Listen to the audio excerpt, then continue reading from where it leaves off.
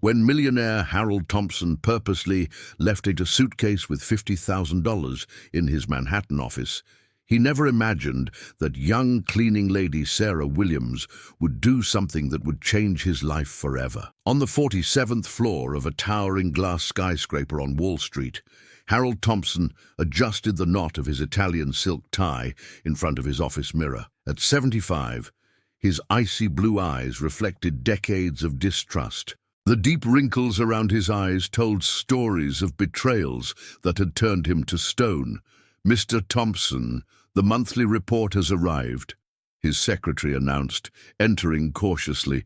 "Leave it on the table and leave," Harold replied without even looking at her. His voice was sharp as a razor. Harold's Upper East Side penthouse breathed coldness. The furniture was expensive but soulless. Valuable paintings hung on the white walls like dead trophies. He dined alone every night, served by staff who barely dared breathe in his presence.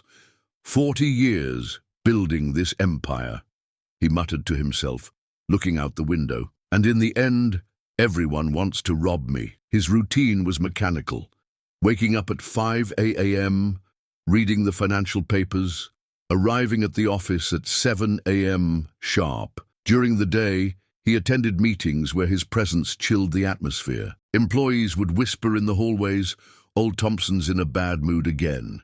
Trust is a luxury I can't afford," he would always say when someone questioned his paranoia.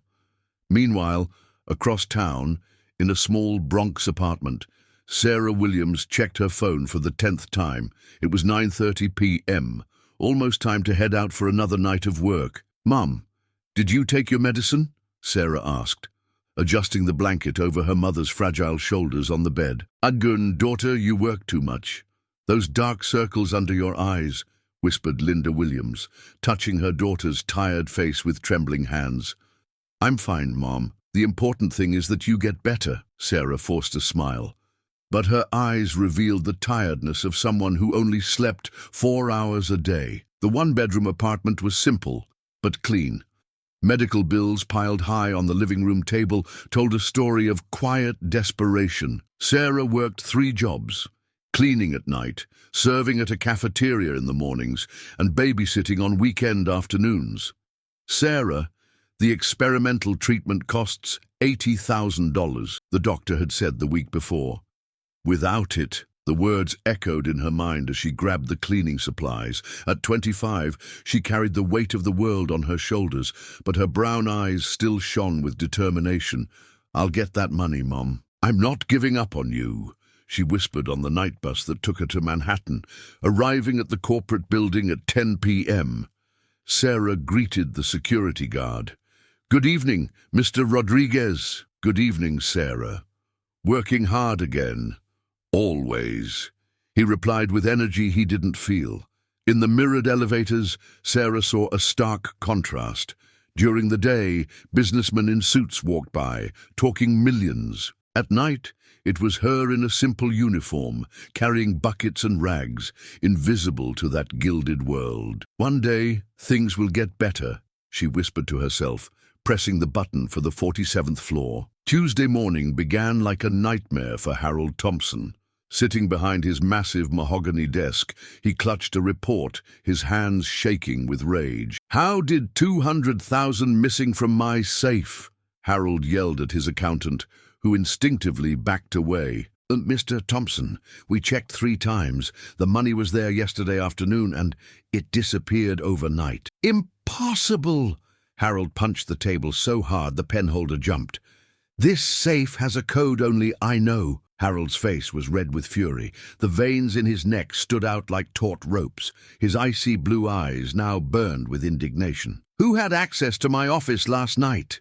he asked in a dangerously low voice. "The cleaning crew, the night security guard, some executives who stayed late." Harold stood slowly, walking to the picture window. Below, people looked like ants. Their hands were clenched into fists. "Someone here is a thief," he muttered, his voice thick with bitterness. "Someone I trust." All morning, Harold couldn't concentrate. Every employee who entered his office was viewed with suspicion. Every look seemed to hide ulterior motives. "Sir, you need to sign these contracts," his secretary said, holding out a folder. Harold looked at her suspiciously. "How long have you worked here, Margaret?" 12 years, sir. And if you needed money desperately, would you steal it from me?"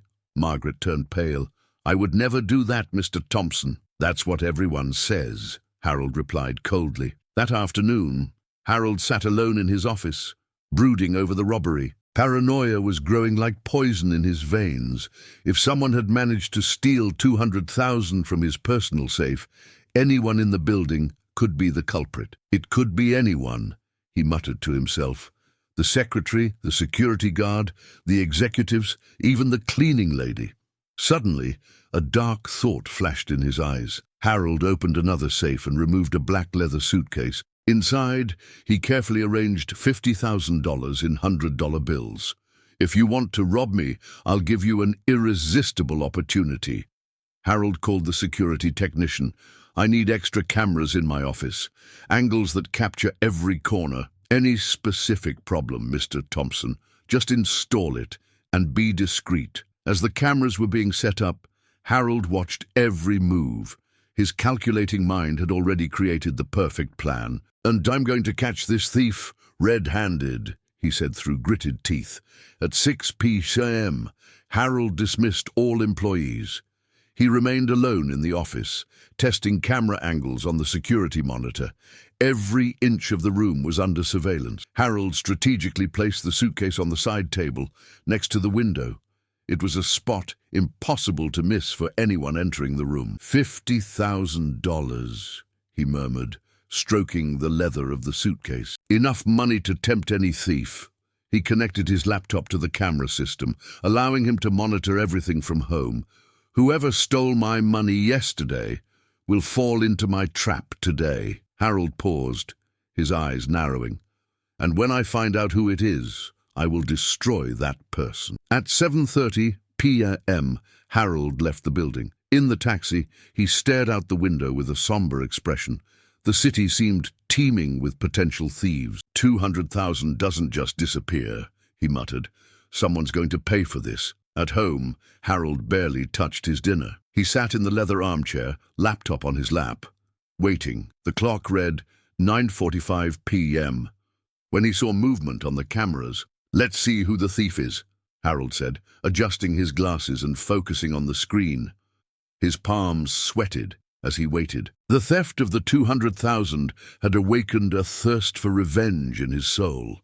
Now Harold needed to find out who had dared to steal it. 50,000 to catch a thief, he muttered. It'll be the perfect trap. The trap was set.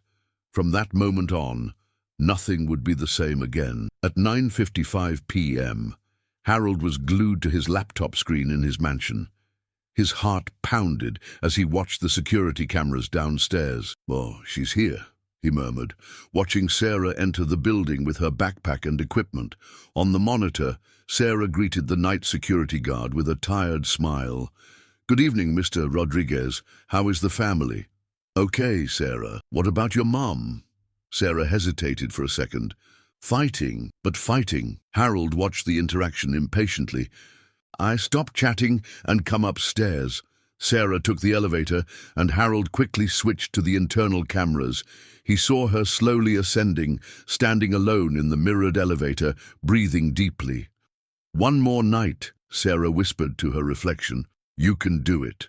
When the doors opened on the 47th floor, Harold leaned toward the screen. "Now," Sarah walked down the silent hallway, her footsteps echoing on the marble. She stopped outside Harold's main office, as she did every night. "Let's finish this quickly," he muttered, turning the key. Harold held his breath. "Let's see what you're made of." Sarah pushed open the door and entered the office. She turned on the lights and stopped like a statue. "What is this?" he whispered, staring at the leather suitcase on the table. On the other side of the screen, Harold leaned forward. "I found the bait." Sarah's eyes widened when she noticed the suitcase was ajar, revealing green wads of cash. She dropped the cleaning spray on the floor. "My God," he murmured, placing both hands on his chest. Harold observed every detail of her face. She's in shock. Perfect reaction. Sarah stood there for long seconds, just staring. Her eyes roamed over the suitcase, then the empty room, then back to the money. This wasn't here yesterday, she said to herself, her voice shaking. Sarah looked around the office as if expecting someone to jump out from behind the furniture. The office was empty and silent. Only the hum of the air conditioning broke the early morning stillness. "Must have forgotten it here," he whispered, but his voice sounded doubtful. Harold watched every micro-expression on her face. She's calculating, thinking about whether to take it or not. Sarah approached the table slowly, as if the suitcase might explode. Her hands shook as she leaned in for a better look. "I wonder how much there is here," he murmured. Sarah could clearly see the $100 bills neatly stacked in bundles. Her eyes shone, not with greed, but with unshed tears. $80,000, he whispered, remembering the doctor's words. My mother's treatment costs $80,000. Sarah, are you here?" The voice of Carlos, the cleaning supervisor, echoed through the hallway. Sarah jumped violently. "Yes, Carlos, I'm here." "Great. We have to finish early today. The building will be inspected tomorrow morning." "Understood," Sarah replied, but her voice was higher pitched than usual. Harold laughed bitterly. "The pressure is starting." Sarah was breathing heavily. The sound of her colleagues arriving on the other floors reminded her that she had work to do. But that suitcase, that money, that could change everything. "Focus, Sarah," she said to herself, shaking her head. "Do your job, and go." She picked up the spray bottle from the floor and began cleaning a shelf away from the table, but her eyes kept returning to the suitcase, like magnets. Harold watched intently. She's fighting herself. Interesting. In the hallways, voices of other cleaning staff echoed. "Maria, the 43rd floor is a mess." "Roberto, don't forget the executive bathrooms." "Guys, we have 3 hours to finish everything." Sarah heard the voices, but she seemed to be in another world. Her hands cleaned automatically while her mind was fixed on that suitcase. "My mother is going to die," he whispered so quietly that only the cameras could pick it up. "And this money is here, alone." Harold leaned closer to the screen. "Now, temptation is winning." But Sarah just kept cleaning. It was 3:47 a.m. when Sarah finished vacuuming the last corner of Harold's office. Her back ached, her feet were swollen, but the job was almost done. Harold watched the screen impatiently. All night long, Sarah had meticulously cleaned around the suitcase, never touching it once. "She's just going to leave without doing anything," Harold muttered, frowning. "That doesn't make sense." Sarah put away the vacuum cleaner and looked around the office one last time. Everything was spotless. The furniture gleamed, the floor mirrored, even the pictures lined up perfectly. "There," she whispered to herself, "one more night." But as she turned to leave, Sarah stopped. Her eyes were drawn back to the suitcase on the table. Harold leaned toward the screen. Finally, Sarah stood still for long seconds, just staring at the suitcase. Her hands trembled at her sides. The silence in the office was broken only by her heavy breathing. "I can't just ignore this," he muttered. "What if someone steals it?" Harold smiled mischievously. "Now he's making an excuse to take it." Sarah approached the table slowly. Her legs felt like lead. When she reached the suitcase, she reached out a trembling hand for the latch. "I'm sorry, Mom," he whispered, tears streaming down his face. "I have no choice." Harold held his breath. "This is it. I'm finally going to catch a thief red-handed." Sarah opened the suitcase with a soft click. Her mouth fell open in utter surprise. $50,000, he murmured, seeing the neatly arranged bundles. Sarah's tears fell onto the bills. Her hands shook violently as she stared at the fortune before her. "With this, I would save my mother." Harold watched every move, waiting for Sarah to stuff the money into her backpack. But what happened next left him completely perplexed. Sarah began to count the money carefully. 1, 2, 3, he counted in a low voice, organizing the decks on the table. "What is she doing?" Harold muttered, confused. Sarah counted each note meticulously. It took her almost 20 minutes to finish counting. When she was done, she grabbed a piece of paper from Harold's desk and a pen. Harold watched with open mouth as Sarah wrote in neat handwriting, "Amount found, $50,000, $50,000. Date, Tuesday, 3:52 a.m. Location, main office side table, count triple verified. She's documenting," Harold whispered in disbelief. Sarah carefully folded the paper and placed it inside the suitcase, along with the money. Then she closed the suitcase and picked it up with both hands. Harold prepared to shout, "I knew it!" But Sarah did something that left him speechless. She walked to the office safe, but it was locked. Sarah then carefully placed the suitcase inside a cabinet in her office and closed it. Then she grabbed another piece of paper from her desk and began writing a more detailed note. Harold read over her shoulder through the camera. "Mr. Thompson, during the overnight cleaning, I found a black leather suitcase containing $50,000 in cash. For safekeeping, I placed it in the locker next to the company safe. The amount has been counted and documented. Sincerely, Sarah Williams, Cleaning Services, phone 347-5555-0198. Harold was in absolute shock. His hands trembled as he read the note on the screen. She protected the money," he muttered in disbelief. "And she even left her phone number." Sarah placed the note right in the center of Harold's desk, where it would be impossible to miss. Then she looked around again. "There," she said to herself. "I did the right thing." Sarah grabbed her cleaning supplies and headed for the door. Before leaving, she glanced back once more. "I hope the owner finds his money," he whispered. "And I hope he's a good person." The door closed behind her with a soft click. Harold stood transfixed in front of the screen. For long minutes, he just stared at the empty office, trying to process what he had just witnessed. She had $50,000 in her hands, he muttered to himself. She desperately needs money for her mother. And she gave it all back. Harold reread the note on the screen. The handwriting was careful, respectful. The phone number was clear to contact. Sarah Williams. He murmured the name for the first time.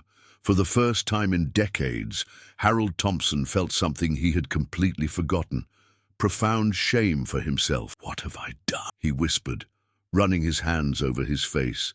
"She's innocent, and I tested her like a criminal." The trap had worked perfectly, but it caught the wrong person. Harold couldn't sleep. At 7 a.m, he was already in the office, sitting behind his desk, staring at the note Sarah had left.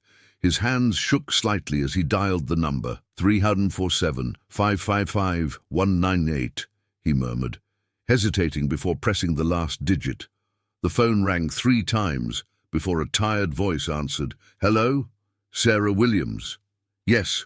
Who is it?" Harold took a deep breath. "Harold Thompson, CEO of Thompson Investments. You cleaned my office last night." Silence on the other end. Then a concerned voice. "Mr. Thompson, did something happen? Did I do something wrong?" No. On the contrary. I need to talk to you about the suitcase you found." "Ah," Sarah sighed in relief. "Did you get my note? The money is in the safe, just as I wrote." "Yes, I know. Can you come to my office today at 2 p.m? It's important."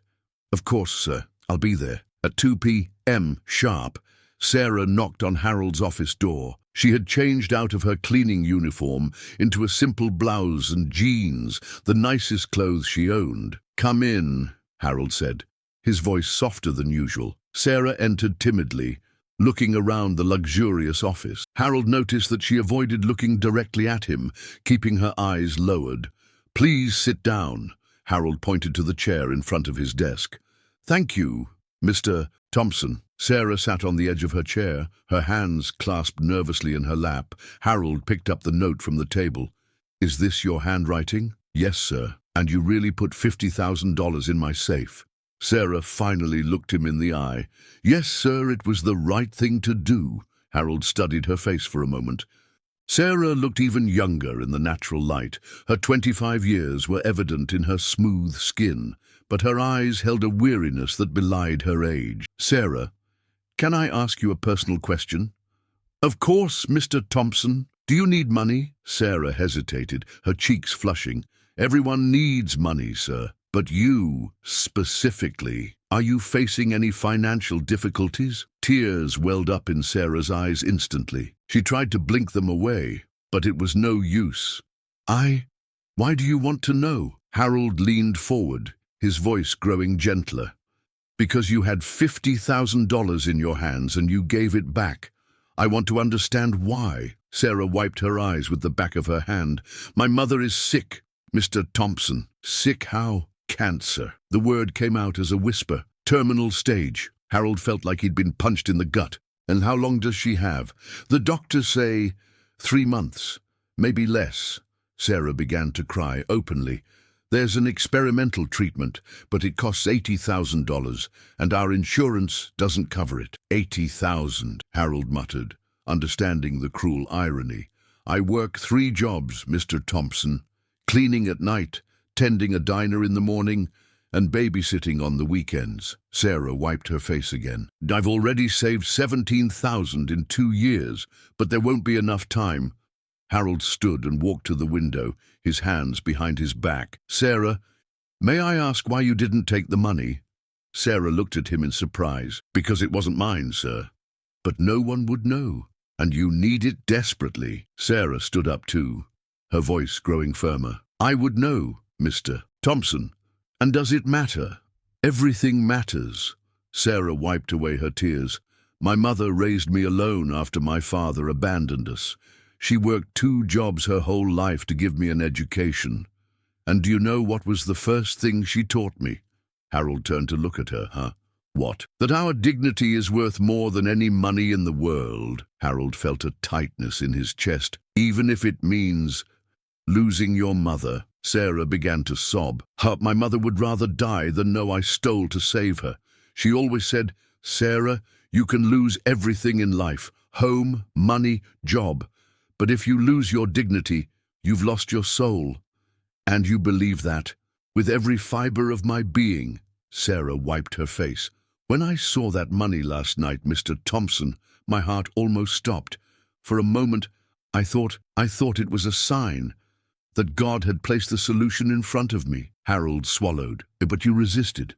Because I remembered my mother lying in that hospital bed, weak but still smiling at me. She looks at me with such pride. Sarah started crying again. How could I break her heart by stealing? Harold walked back behind the table, but didn't sit down. He stood, looking at Sarah with an expression she couldn't read. Sarah, how old were you when your father left? 7 years, and your mother never remarried. She said she didn't want to bring strangers home, that I was her priority. Sarah smiled through her tears.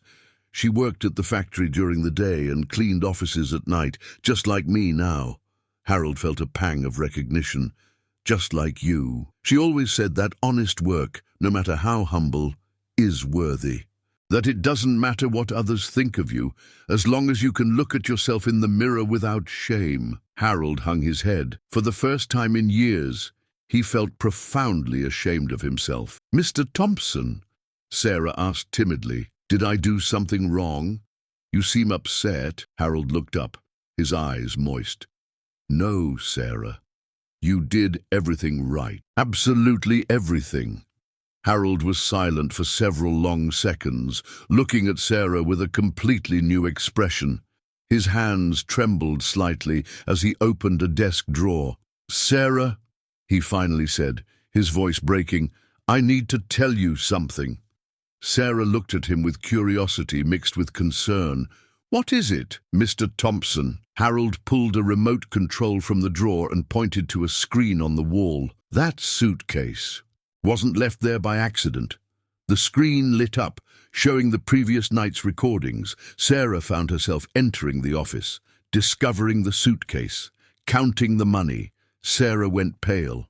You were filming me. It was a setup, Harold confessed, unable to look her in the eye. Someone stole $200,000 from my safe. I thought it could be any employee, including me, Sarah whispered, understanding. Including you. Harold finally looked at her. And I was completely wrong. Sarah rose from her chair, her legs shaking. You tested me, as if I were a criminal. Sarah, you thought I would steal. Tears came back to Sarah's eyes. Even though I've worked here for 2 years, always honest, always punctual. You thought I was a thief. Harold stood up too, holding out his hands. Sarah, please let me explain. No, Sarah shook her head. I spent the whole night fighting with myself, knowing my mother was going to die, and this money was there, and you were testing me like a lab rat. You have every right to be furious, Harold said, his voice breaking. But please, hear me out. Sarah wiped away the tears with the back of her hand. Speak. Harold took a deep breath. In 40 years of business, Sarah, I've seen people steal for much less. I've seen executives with millions in salaries embezzle money. I've seen partners of decades betray me out of greed. So what? So what if you, a 25-year-old girl, desperate to save her mother, with $50,000 in her hands, didn't take a cent? Harold stopped in front of her. You taught me something I had long forgotten. What? Sarah asked, still hurt. That there is still honesty in this world. Harold went back behind the desk and picked up the phone. What are you doing? Sarah asked. Margaret, connect me with Dr. Richardson at Mount Sinai Hospital, Experimental Oncology Department. Sarah's eyes widened.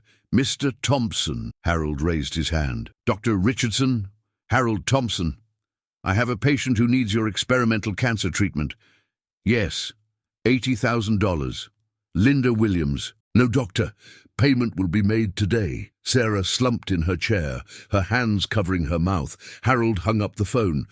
Your mother will receive the best treatment available, all expenses paid. I can't accept this, Sarah whispered through tears.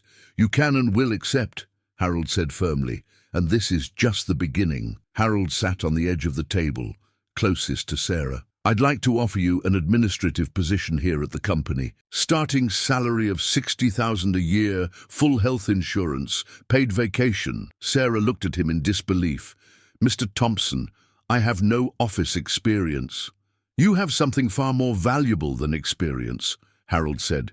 You have character, and that's not something you can learn at any university. But I'm just a cleaning lady. Harold shook his head. You're not just anything, Sarah. You're the most honest person I've ever met. Sarah began to cry again, but this time they were tears of relief and gratitude. Margaret, Harold said into the intercom, call a general meeting for 4 p.m. today. All employees, no exceptions. Yes, Mr. Thompson. Sarah looked at him worriedly. Why a meeting? Because I want everyone to know what kind of person you are, Harold said. And I want to publicly apologize for what I did to you. You don't have to do that. Yes, I do. Harold stood up. I spent my whole life distrusting people, treating employees like numbers, and you showed me that I was losing the most valuable people because of my paranoia. At 4 p.m., the company's auditorium was packed.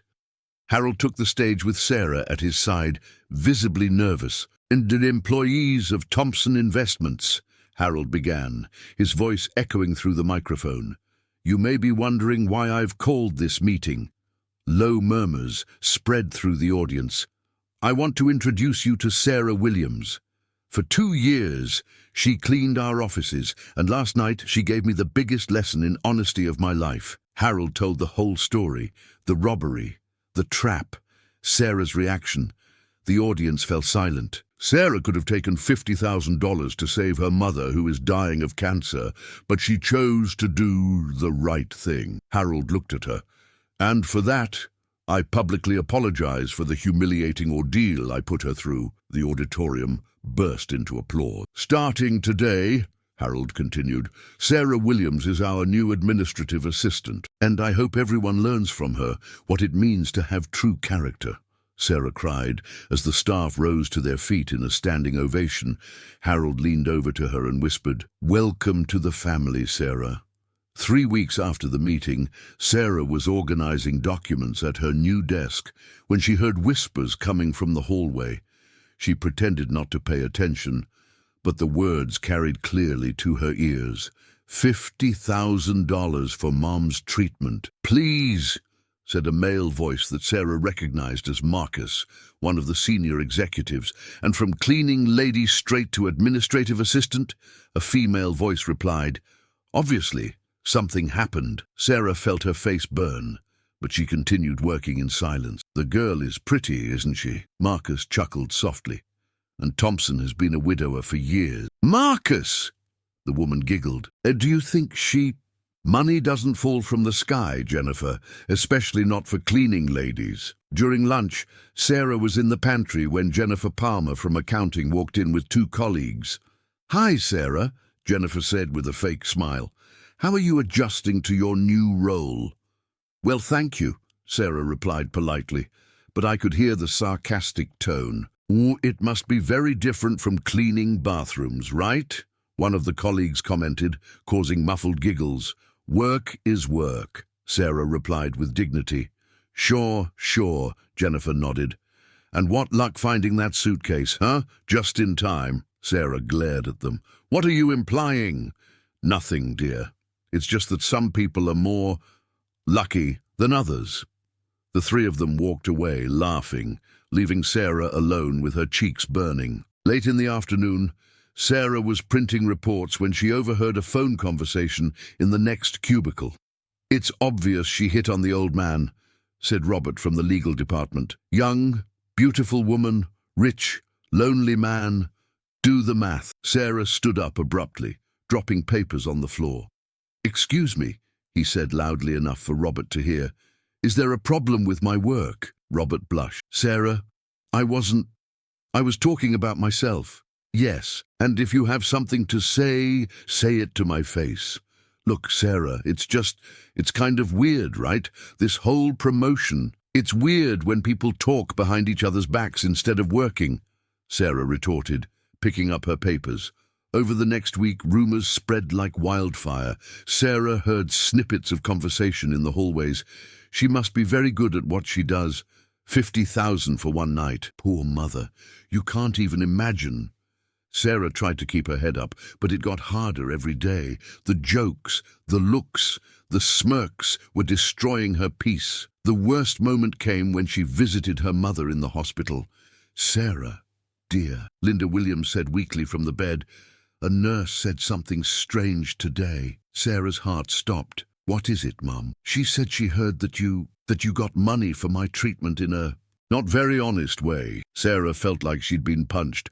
Mom, I told her she was lying, that my daughter would never do something like that. Linda took Sarah's hand. But Sarah, tell me the truth. How did you get that money? Sarah told her mother the whole story. The suitcase, the test, her honesty rewarded. Linda wept with pride, but Sarah could see the worry in her eyes. People are saying bad things about you because of me, Linda whispered. Don't worry about it, Mom. The important thing is that you get better. Sarah, perhaps you should decline this help. I don't want your reputation. Don't even think about it. Sarah held her mother's hand tightly. You'll heal, and I'll put up with any gossip. But inside, Sarah was falling apart. Margaret, Harold's secretary, had been watching Sarah for days. She saw how the young woman arrived with red eyes, how she avoided the cafeteria, how she worked in absolute silence. One Thursday morning, Margaret couldn't take it anymore. She knocked on Harold's office door. Mr. Thompson, may I speak to you? Of course, Margaret. What is it? It's about Sarah. Aren't you aware of the rumors? Harold frowned. What rumors? The staff are saying horrible things about her. And about you. What kind of things? Margaret hesitated. They think that you two, that it wasn't honesty that got you the promotion. Harold's face turned red with anger. What exactly are they insinuating? That she seduced him? That she sold her body to get money for her mother? Harold stood up violently, knocking over the chair. How dare you? Mr. Thompson, the situation is serious. Sarah is in a lot of pain. Yesterday I saw her crying in the bathroom. Who is spreading these rumors? Marcus Rivers, Jennifer Palmer, Robert Chen. Pretty much everyone is talking. Harold walked to the window, his hands clenched into fists. They're destroying an innocent girl's reputation. And yours too, Margaret added delicately. Harold turned, his eyes blazing with fury. I don't care about my reputation. But no one is going to destroy Sarah Williams. What are you going to do? I'm going to put an end to this once and for all, Harold said, picking up the phone. And whoever's spreading lies about Sarah will learn a lesson they'll never forget. The war had begun.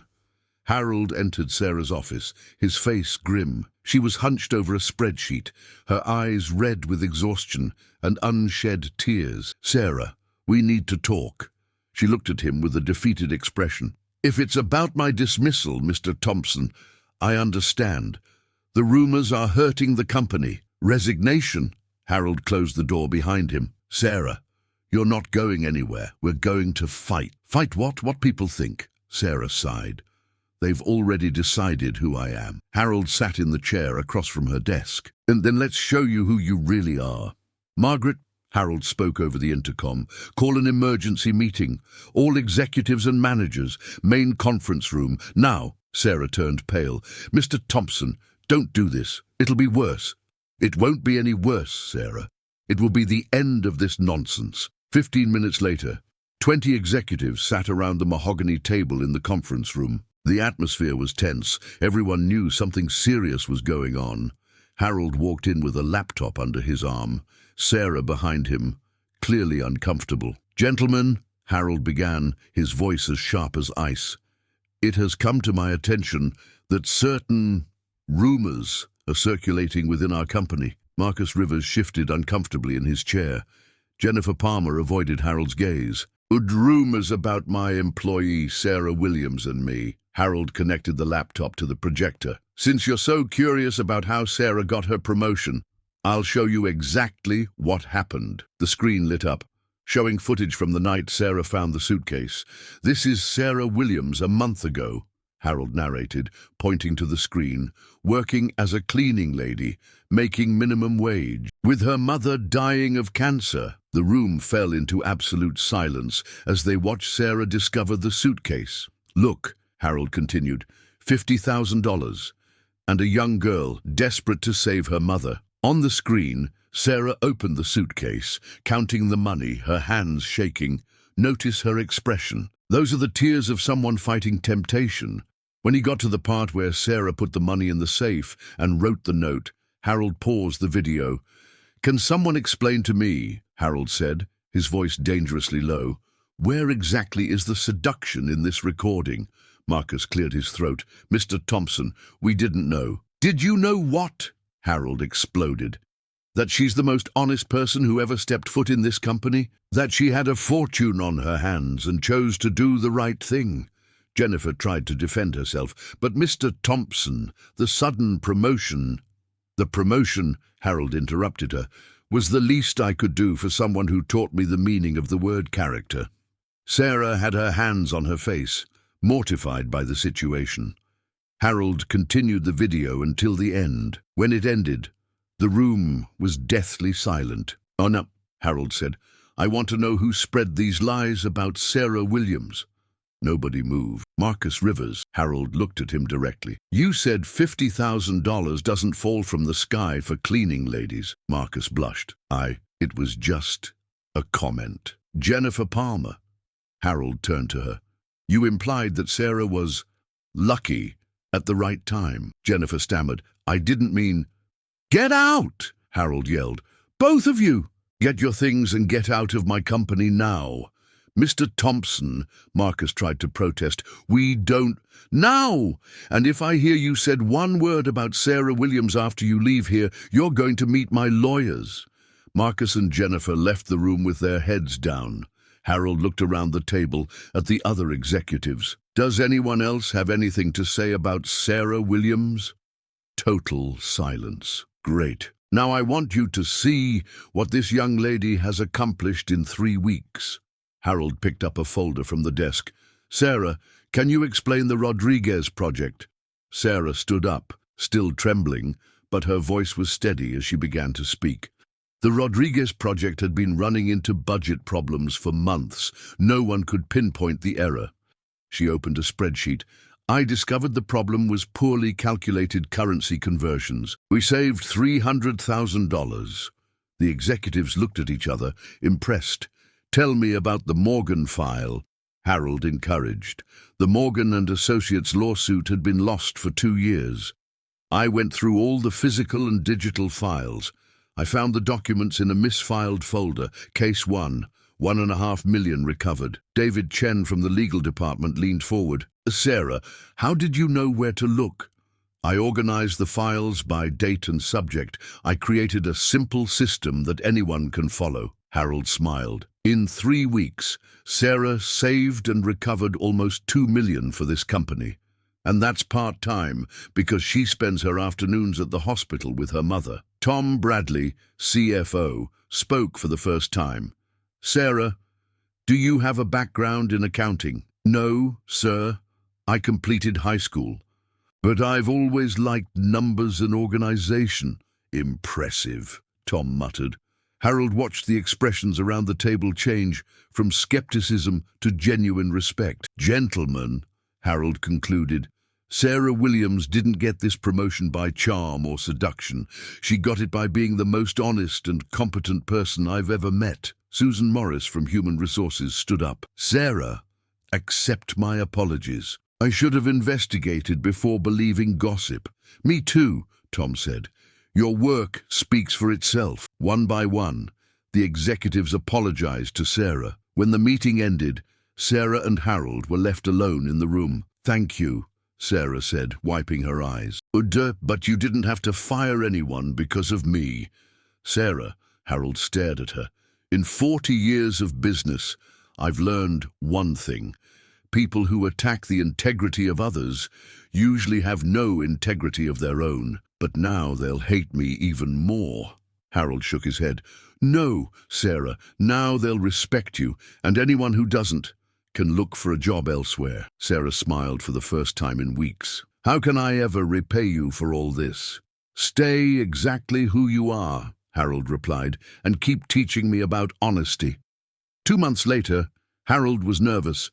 The Century Tower project's presentation to Japanese investors was worth $500 million, the largest deal in the company's history. Sarah, Harold called over the intercom, can you come to my office and bring your reports from Century Tower? Sarah walked in carrying a bulky folder. Mr. Thompson, I've reviewed the numbers 3 times. There's something strange about the budget. Strange how? Material costs don't match market prices, and there are some fees I can't identify. Harold frowned. The engineers and accountants have already approved everything. I know, but Sarah hesitated. Can I show it at the presentation? Just to be sure. Harold looked at his watch. The Japanese are coming in an hour. If you're worried, we'll investigate. The main conference room was packed. On the Japanese side, Akira Tanaka, CEO of Tanaka Industries, a man known for his tough business dealings. On the American side, Harold, his top executives, and Sarah sitting discreetly in the corner. Gentlemen, Harold began, I present the Century Tower project. For 40 minutes, Harold showed blueprints, schedules, and budgets. Tanaka listened impassively, taking notes. Total investment, $500 million, Harold concluded. Construction time, 3 years. Tanaka leaned forward. Mr. Thompson, who prepared this financial analysis? Our team of engineers and accountants. And who is that young woman over there? Tanaka pointed at Sarah. Harold felt the mood shift. Sarah Williams, my administrative assistant. Tanaka laughed coldly. Assistant? And why is she in a $500 million meeting? Because she has valuable insights into our projects. Insights? One of the Japanese executives whispered something in Tanaka's ear, making him laugh louder. Mr. Thompson, I heard you hired a, how do they say, cleaning Cinderella. Sarah felt her face heat up. The American executives shifted uncomfortably in their chairs. Mr. Tanaka, Harold said firmly, Sarah is a highly competent employee. Skilled in what? Cleaning bathrooms. Tanaka turned to Sarah. Miss Williams, What do you know about construction? Sarah stood up slowly, her legs shaking. Not much, Mr. Tanaka, but I know numbers. Numbers? Tanaka laughed dismissively. And what does a former cleaning lady see that our engineers don't? Sarah took a deep breath and walked over to the projector. Excuse me. She plugged in her laptop and opened a complex spreadsheet. Mr. Tanaka, can I show you something? Please, Tanaka said sarcastically. I'm curious. The materials budget is overestimated by 15%. Sarah pointed to the numbers on the screen. The steel price quoted here is from March. In June, it dropped 12%. Tanaka stopped smiling. Second, Sarah continued, there's an $8 million international consulting fee that repeats across 3 different categories. Total, $24 million in duplicates. The silence in the room was deafening. Third, Sarah clicked to the next screen. The schedule calls for 18 months for foundations in sandy soil, but this soil requires special pile. Actual time frame, 24 months. Tanaka leaned forward, now completely serious. Go on. If we don't fix this, the project will go over budget by 80 million and be 8 months late. Impossible, protested Robert, the chief engineer. Our team checked everything. Sarah looked at him calmly. Robert, you used the March quotes to calculate October costs, and you applied the consulting fee to sections 3, 7, and 12 for the same service. Robert grabbed the papers, checking them feverishly. His face went white. My God! She's right. Tanaka studied Sarah with a new expression. Miss Williams, how did you find out about this? I read every line, Mr. Tanaka, 3 times. And when something didn't make sense, I researched it until I understood. Tanaka stood and walked to the window. Mr. Thompson, your engineers almost cost me $80 million.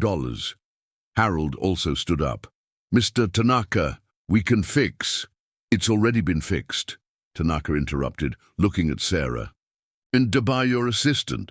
He returned to the table. Miss Williams, you saved this business, and probably my company too.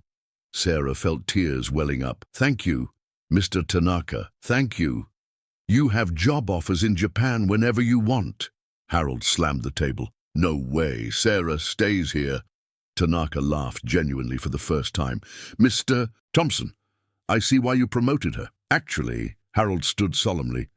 I need to make a statement. All eyes turned to him. When I met Sarah Williams, she was our cleaning lady. I tested her, doubted her, underestimated her capabilities. Harold looked directly at Sarah.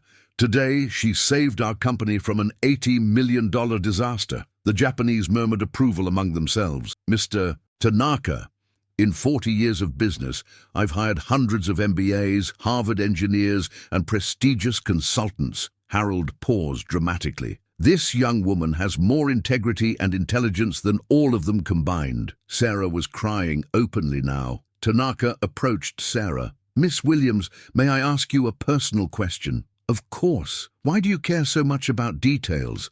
Why didn't you just approve the numbers like everyone else did? Sarah wiped her eyes. And because if this project fails, people will lose their jobs. Families will be left without a livelihood. She looked around the table. It's not just money, it's lives. Tanaka was silent for several long seconds. Then he bowed respectfully to Sarah. Miss Williams, it was an honor to meet you. He turned to Harold. Mr. Thompson, the deal is done.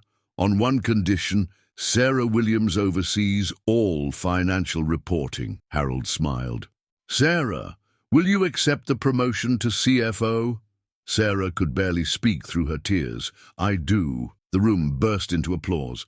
Welcome, Tanaka said, to the biggest deal in the history of Thompson Investments, thanks to Cinderella who became a princess. A year later, Harold stood in the entrance to Mount Sinai Hospital, holding a bouquet of white flowers. His footsteps echoed down the familiar hallway until he reached room 547. Come in, came the cheerful voice from inside the room.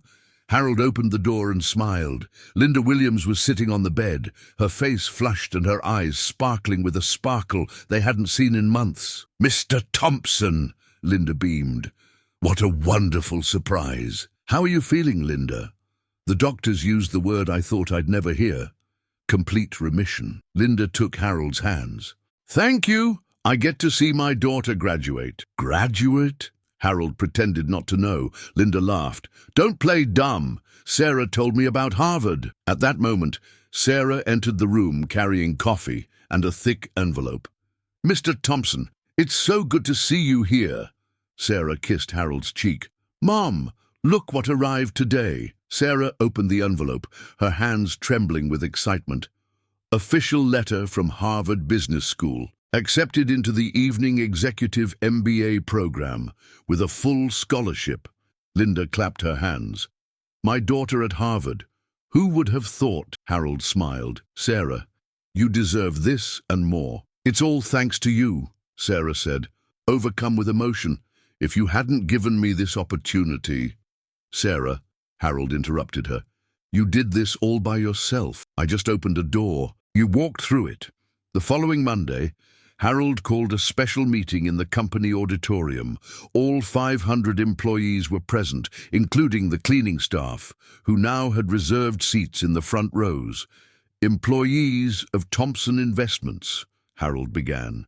Today marks 1 year since I truly met one of you. Sarah was in the front row, wearing a smart suit with a gold vice president brooch. Sarah Williams taught me that character is worth more than a resume. That honesty is the greatest asset a company can have. Harold clicked on a slide, showing impressive graphs. This year, our productivity increased by 40%. Employee satisfaction, 95%. Employee turnover, lowest in our history. Applause echoed through the auditorium. And today, I am pleased to announce the creation of the Sarah Williams Foundation. Sarah stood up, surprised. Mr. Thompson, I didn't know. The Sarah Williams Foundation, Harold continued, will help families in desperate medical situations. $50 million in seed funding. The auditorium erupted in applause.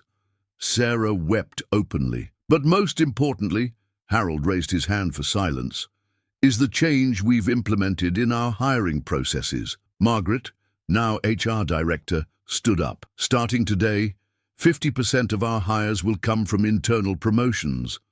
It doesn't matter your current position. If you have talent and character, you have an opportunity. Carlos, the former cleaning supervisor, shouted from the back. What if you've been cleaning for 20 years? Harold smiled. Carlos Rodriguez. Would you like to be our new building maintenance manager? Carlos almost fainted. Really? Seriously? With a 60% salary increase. After the meeting, Harold and Sarah walked through the company's hallways. The walls now displayed photos of every employee, from executives to cleaning staff, with the phrase, all honest work has dignity. Mr. Thompson, Sarah said, sometimes I still can't believe this is all real. It's real, Sarah, and it's lasting. They stopped before a gold plaque on the wall. Sarah Williams Foundation, where hope meets opportunity. You know what I'm most proud of? Harold asked. What? Yesterday I received 15 letters. Employees from other companies asking for a job here, not for the salary, for the culture we've created. Sarah smiled. Is honesty spreading? Like a good virus, Harold laughed. 6 months later, at the graduation of the first cohort of Sarah Williams Foundation scholarship recipients, Harold delivered the keynote address. One day, a young cleaning lady taught me that dignity is priceless. Today, 20 young people graduate with that same lesson. In the audience, Linda Williams was in the front row, completely healed, applauding her daughter as she came on stage to receive a tribute. Sarah Williams, the dean announced, youngest vice president in the history of Thompson Investments, Harvard MBA student and founder of New York's largest social responsibility initiative. Sarah took the microphone, overcome with emotion. 2 years ago, I was invisible. I cleaned these offices at night, worried only about surviving. She looked at Harold. A man gave me a chance, not because I was special, but because he believed every person deserves dignity. The audience was completely silent. Today, our company doesn't just hire for degrees, we hire for character. And do you know the result? Sarah smiled through her tears. "We've become the happiest and most productive company on Wall Street." Deafening applause filled the auditorium. Harold approached the stage. "Sarah, you have one last surprise." "What now?" Sarah laughed. "The board voted unanimously. Starting in January, you will be our youngest CEO in history." Sarah was shocked. "CEO? But what about you?" "I'll be chairman of the board and spend more time with the foundation." Harold hugged Sarah. "Audrey, it's time for a new generation to lead," Linda Williams shouted from the audience. "That's my daughter," Sarah cried, laughed and waved to her mother. "Mom, we did it." The transformation was complete. The cleaning lady had become CEO, but more importantly, she had transformed an entire company, proving that dignity and success can go hand in hand. End of story.